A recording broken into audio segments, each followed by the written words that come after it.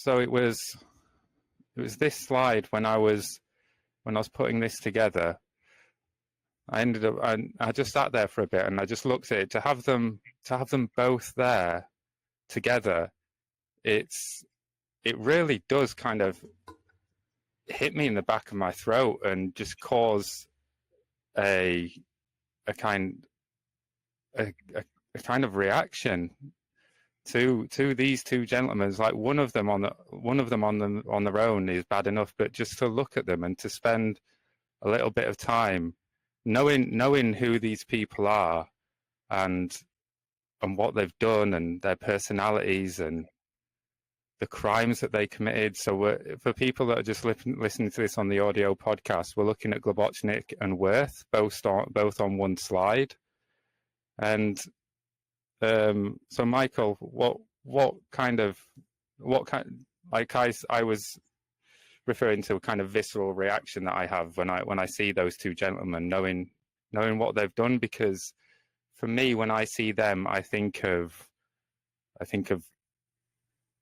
masses of women and children being packed into gas chambers. I think of decomposing bodies.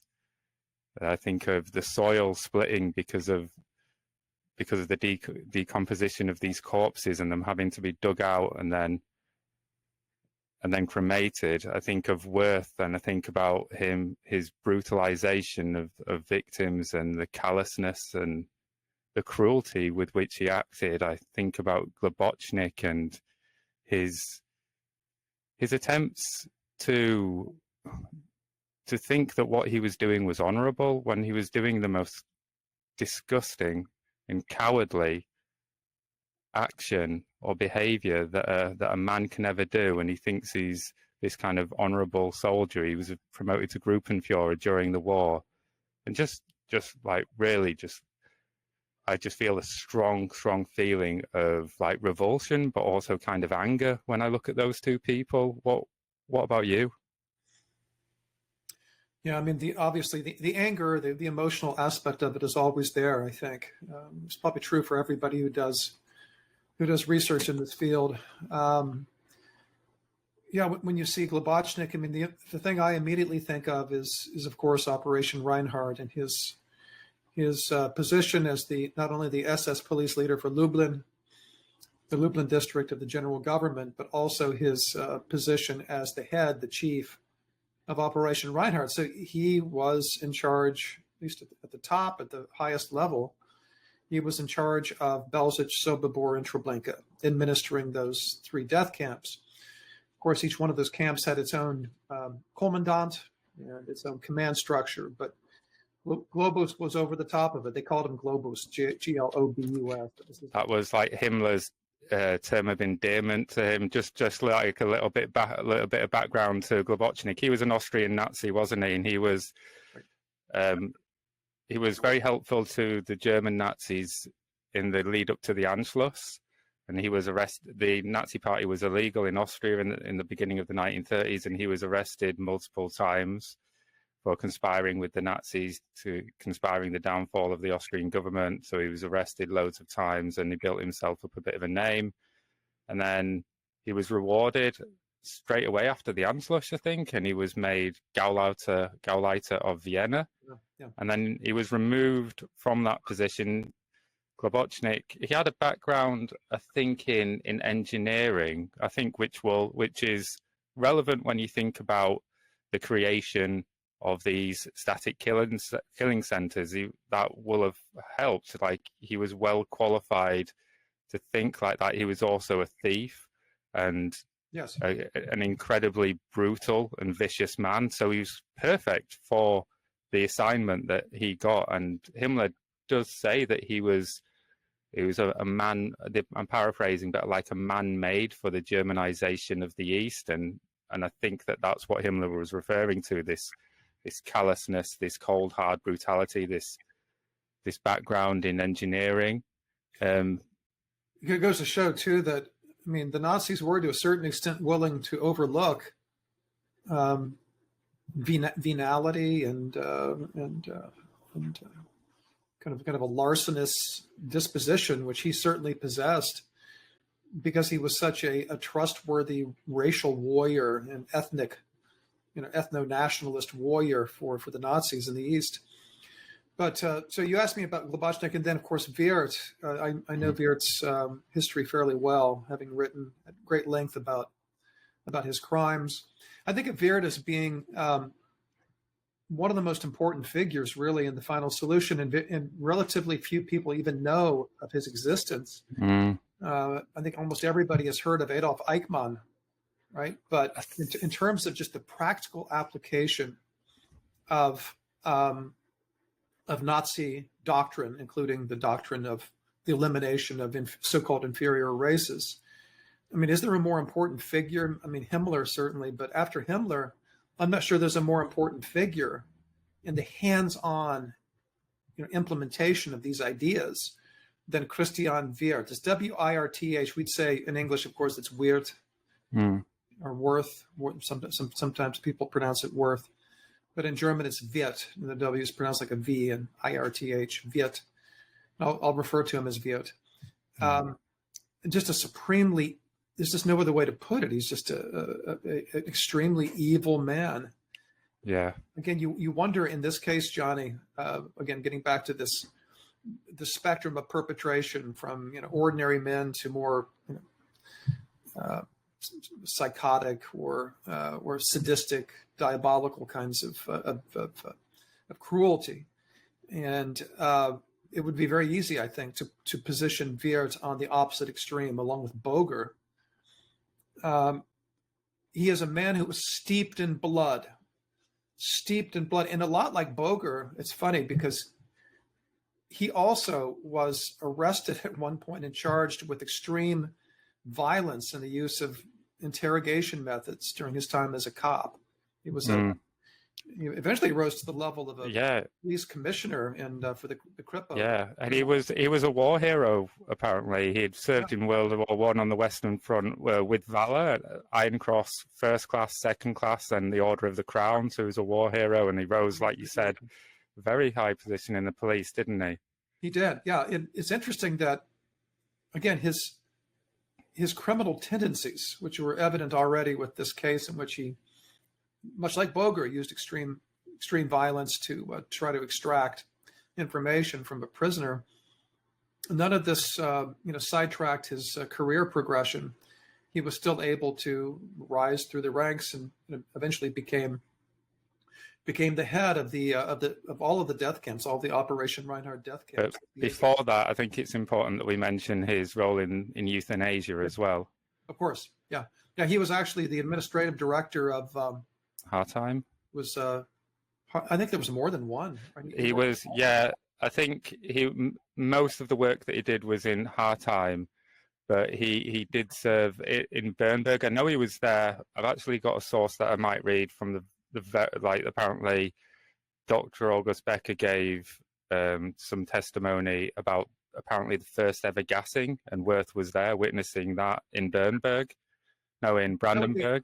That was the experimental gassing. He superintended the first experimental gassing, where the idea of camouflaging gas chambers as shower rooms really took hold. It was supposedly proposed by Philip Bohler, who was of the Führer's chancellery, which of course was the executory organ for T4. We've already seen. So we've been talking about Globocnik and Wirth, and here we have Globocnik. It just can't emphasize how much it just the very image of this man just fills me with just horror and just absolute disgust. Like just the way, I suppose, the way he looks is just the physical manifestation of who he, of what he did, all this child murder and all this murder of innocent people. And I was making this PowerPoint the other day when me and my wife were chilling out and she was doing her own thing, and then I just did have a thought when I was looking at this guy, and I'm doing this in my free time, and I did start to think like this isn't even, I'm doing this off my own accord now. So you do have to sometimes think, what on earth am I doing staring at a picture of him while I'm laying in bed? But nevertheless, Got these Globocnik on the brain. yeah, these are the waters that I swim in, where I could just be watching like videos on YouTube or something pleasant, listening to music, maybe having a conversation, you know, spending time with my family. But no, instead I'm staring into the eyes of one of the most disgusting and disgraceful mass murderers of all time. A lot of us who do this work, Johnny, have these thoughts too, right? I mean, I think I mentioned in our first episode that I initially wanted to do something completely unrelated to this, having nothing to do with Nazi crimes, and I sometimes envy people who are experts in Renaissance art, you know, who people who study the music of Thelonious Monk or John Coltrane. Yeah, something. Really yeah, I know, but once you truly believe that there's something in this that can help us build a better world, then you can't turn away from it. That's exactly right. However, when you're looking at his face, when you could be doing something else much more pleasant, you do question your decisions, your life choices sometimes, especially when it's to this extent. It doesn't get any worse than this. I was thinking, actually, after we've finished our Treblinka podcast, I work in Holocaust education, so I'm not going to get too far from the Holocaust, but I might just take a couple of weeks, because it's this Operation Reinhard, looking at the sources in detail, like we're doing. We're having to go in quite detailed and in quite good depth to be able to comment on this. It's very, very harrowing. So even I thinking maybe I'll take a couple of weeks once we've finished our last podcast on this. And like I said, this is worth what a woof. Like, look at that. Yeah, you say that Globocnik inspires such disgust in you. For me, it's this guy. Yeah. One of the most evil men I've ever read of. Yeah, I completely agree. I always try and stay away from the word evil as much as I possibly can, but sometimes language we don't have the language to really express ourselves. And how else can you describe this man apart from just pure evil? So Johnny, I think the social sciences and the humanities needs to reclaim the word evil, maybe from theology. I think a lot of people think of religion or theology when they hear the word evil, but this is maybe a separate conversation for another podcast. But there's been a lot of interesting work done, even by philosophers, secular philosophers, trying to reconstruct a concept of evil that would be serviceable to describe the kinds of things that we're talking about. Because just referring to it as violations of international law, that doesn't do it, right? That's not even, in a way that almost palliates the sheer horror and viciousness and sadism of these crimes. I think the word evil is entirely appropriate, but we need to think about what we mean when we say evil. But maybe we can talk about that on a separate occasion. Yeah. And I thought this picture was interesting. This is from his Hartheim days, and I think the lady in the middle and the gentleman next to her left are getting married. So it's like a wedding party. And I just thought, he's a Trauzeuge. I think he was one of the witnesses, maybe. I don't know. But you just think they all work at Hartheim. They're all murdering innocent people on a daily basis, and then we're having it just seems like trying to connect with these people on a human level, because what they're doing is quite human. We all like a good wedding, don't we? A bit of a party, but you don't want Christian Wirth there, like especially in his uniform. Yeah. The director. I think he was the director of the administrative branch of the hospital, wasn't he? Of the Heilanstalt. He doesn't look like he's really letting his hair down much, does he? Like, he certainly doesn't look like the director of a hospital. No. Looks like he's ready to murder the patients right now. Well, yeah, and like I keep on saying, they often he does, like, look at that head, look at that face. He does look evil as well. Yeah, oftentimes, I'm thinking of some of the great criminals of history, and here in the United States, people think of the serial killers like Ted Bundy, who actually looked anything but like a serial killer. But in this case, this Christian Wirth looks like he's straight out of Central Casting to play the villain, doesn't he? Yeah, he does. This is a sign. So I just wanted to talk a little bit about the process, and then we'll get into the trial. I mean the process that Wirth. So Wirth was the first commandant of Belzec, and he was brought over by Globocnik for the reasons that we've discussed. And if we're going to use the word evil in this podcast, he's pure evil. So who else would you need to be or want to be the commandant of a killing center where you're going to funnel thousands and thousands of innocent women, children, men into a confined space, gas them like insects or worse than insects, rob them, and then discard of their bodies in the immediate vicinity? Who could stomach this? Well, Wirth could. And he came up with a process. First of all, he said, okay, we're not going to use CO cylinders. We're going to use an engine, so we don't need to outsource it. And that means we're going to cut down on cost, logistical issues, but also it means that we can just be completely self-sufficient with this engine. And this was a sign that was up in Belzec, and essentially it says, it's in Polish, and it says, attention, all belongings must be handed in at the counter except for money, documents and other valuables, which you must keep with you. Shoes should be tied together in pairs and placed in the area marked for shoes. Afterward, one must go completely naked to the showers. So he's a key part here is deception. So they cannot know right until the last second. They wouldn't know that they were going to be murdered until probably the gas started to enter. Maybe they can hear the engine. People are starting to become terrified. They're there with their loved ones completely naked. And it would be at those final moments would be when they truly know, for the overwhelming majority of them, that they were being murdered. And this was very much so by design. And he would also make the process that when they arrive, they would be met by Alsatians, guards that were being really violent, being screamed at. So they don't have that time to think. And this was policy that Christian Wirth had put together.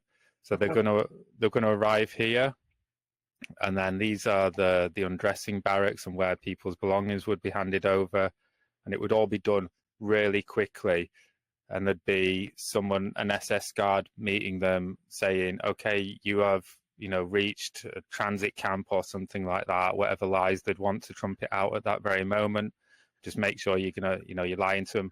Women separated from men, usually, because the men would try and protect the women and children. So maybe, protect, if you can, separate the men from men and women with the children, and then just very, very quickly.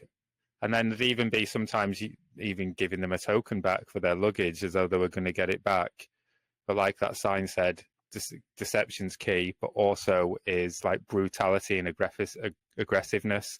And then they're led down this passageway, chased down this passageway. They're now naked, had their head shaven usually, and then into the gas chambers here.